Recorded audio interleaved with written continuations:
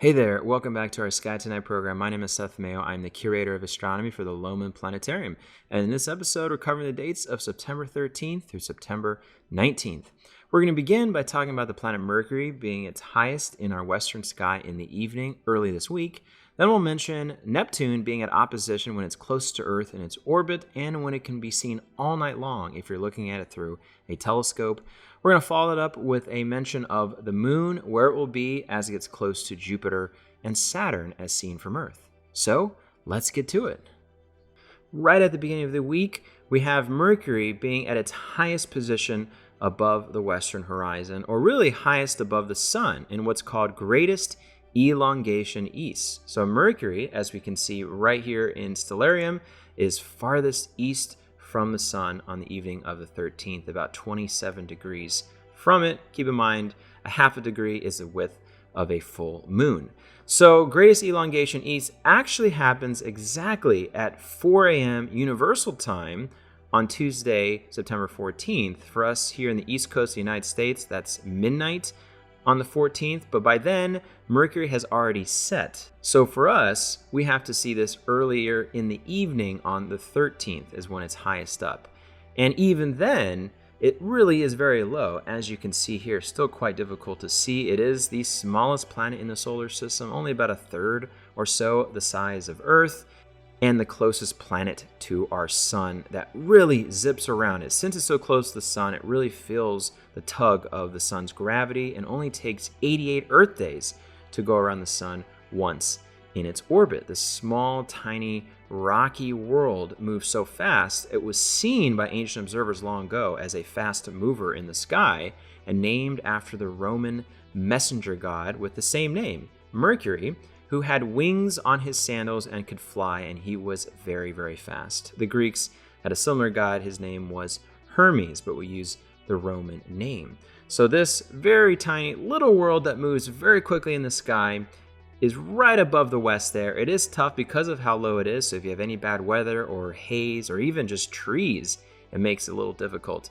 But you do have a chance to see it, and not just on Monday evening, even through the rest of the week, but it is technically highest up on Monday evening. And around it are some other objects we've been talking about. You can find the star Spica just above it that is beginning to set, which is quite nice there. And then above that, even brighter and really noticeable, is the planet Venus, the brightest planet that you can see in our sky.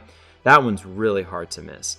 But there is a chance to see Mercury as well if you have all the right conditions met when it's at greatest elongation east from the sun.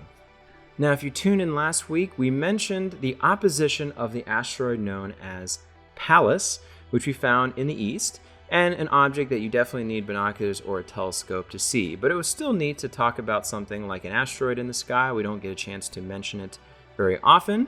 And that opposition occurred last week. You can technically still find it through a telescope now. It's just a little bit farther away. What's really interesting, though, is the planet Neptune is just below it and also at opposition this week. And we can find Neptune just below Pallas in the sky, so it's not too far away from it. And this is another object you definitely need a telescope to see. It is really, really far away. It's so far away that even through a telescope, it's going to look like just a little dot in the sky, like a little maybe blue dot. You might notice a little difference between that and a star. Stars will have kind of a shimmer, maybe even have diffraction spikes that you sometimes see. But with Neptune, you might see a more round object since it actually is a planet. And since it's so small, even through a telescope, that tells you it is really far away. On the evening of this opposition, which is Monday evening, the 13th, or the morning of the 14th of Tuesday, when it's technically at its closest to us, it's still 2.6 billion miles away. That's close to 29 astronomical units away from us. That is 29 times the Earth-Sun distance that Neptune lies. So it is not close, but something that you could technically see all night long, because again, at opposition, it is opposite of the sun in the sky, so you can see it from sunset all the way to sunrise, but there is a chance to find it. So I think that's kind of nice to see a planet, the 8th planet in the solar system, doesn't get much attention because of how hard it is to find, but interesting nonetheless. And Neptune is a planet we have not had a chance to study very much, especially with spacecraft. There's only one spacecraft in history to fly by Neptune and take pictures closer in, and that is Voyager 2 in 1989, part of the Voyager missions that were studying the outer solar system when the planets were lined up in just the right way. Well, Neptune only had one of the Voyager spacecraft, and that was Voyager 2 that flew by, giving us a picture like this.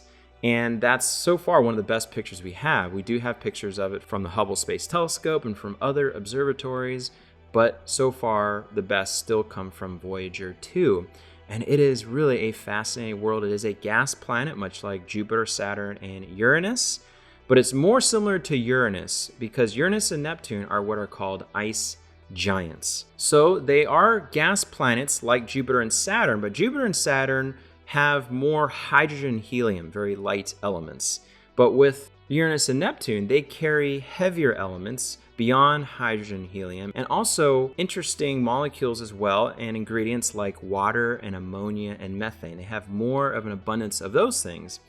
And Uranus and Neptune have more of a rocky, icy core in their centers, more so than Jupiter and Saturn. So it makes a planet, especially Neptune, a little different in the kind of gas planet it is, and it is far from the sun, so it is very cold, one of the coldest atmospheres, reaching in the negative 350, 360 degree Fahrenheit kind of territory. And that atmosphere is tinted blue, we think, because of some of the trace methane that we find there. And what's also interesting about Neptune, it also has an interesting storm and cloud system. At times, we found these big dark spots, the Great Dark Spot, much like the Great Red Spot on Jupiter, these giant storms. And Neptune has been found to have the fastest winds, reaching up to a staggering 1,300 miles per hour. And these are the fastest winds we observed in the solar system so far.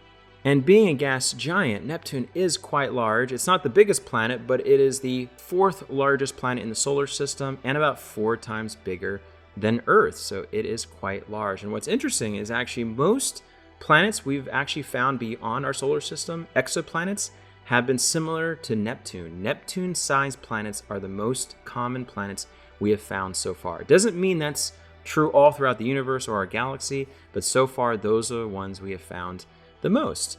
So a Neptune-sized planet is more common than we ever realized. And Neptune's always been kind of interesting historically because it was the first planet mathematically discovered. So a French astronomer named Urbain Le Verrier mathematically figured there must be something beyond the orbit of Uranus because Uranus acts a little differently and it might be tugged or kind of interacting with something else. And so he inferred there must be this other planet out there, made calculations of where it could be, and gave those predictions to a German astronomer named Johann Galle, who found Neptune through a telescope, pretty close to the coordinates that were given to him, and he found it in 1846. So the discovery of Neptune was shared between those two astronomers. So it gives it an interesting story of how we found it. So this is possibly a fascinating world that you could find from sunset to sunrise, especially if you have a telescope. And if you want to find it, I know it's quite difficult to spot something you can't see with your naked eyes, but right now it's situated in between water-like constellations. So we have here, this is Aquarius, and this is Pisces right here. And what's interesting is these are water-related constellations, and Neptune is named after a water-related god. To the Romans, Neptune was the god of the sea, the brother of Jupiter. To the Greeks, he was called Poseidon. So this planet's been given the very important title of Neptune that we use today. Another way you can find the planet, if it's hard to spot with just using constellations alone, is in Stellarium. It can give you the right ascension declination that can be input into a telescope you can find here. Or online, there's a lot of great resources. I mentioned it last week for finding Pallas. InTheSky.org is a great resource that gives you the exact coordinates and even more detailed maps of where to find the planet if you have a telescope to do so, or at least just want to know kind of where it is. And that's nice. So hopefully you can find Neptune at opposition coming up this week. For the position of the moon this week, it starts off as a first quarter phase when it's half full, right in the south, in between the constellations of Scorpius, the scorpion that you find right there, and Sagittarius, the half-man, half-horse constellation that we find also nearby. And so those two constellations will kind of sandwich the half-lit moon in the south. Now, as we continue through the rest of the week here, we'll find that the moon will continue its eastward trek. We're going into Tuesday, then Wednesday, and then by Thursday, you're going to find the moon in its waxing gibbous shape here near the planet Saturn, just above it there. And then as we continue on through the week here, moving into the 17th, you'll find that the moon will then get a little closer to the largest planet in the solar system with Jupiter. And as we continue on through the weekend to Saturday and Sunday, you'll find the moon getting very, very close to a full moon, which actually happens on the 20th. So we're very close there as we round out the week. Well, that's it for another edition of our Sky Tonight program. Thank you very much for tuning in. And as always, please stop by the Museum of Arts and Sciences and the Lohmann Planetarium. We are running shows daily, and we're still doing them safely. So if you want more information about our shows, our schedules, check online on our website where you can find all of that information. So with that, I hope you get a chance to tune in again next week. Thank you very much. And of course, happy stargazing.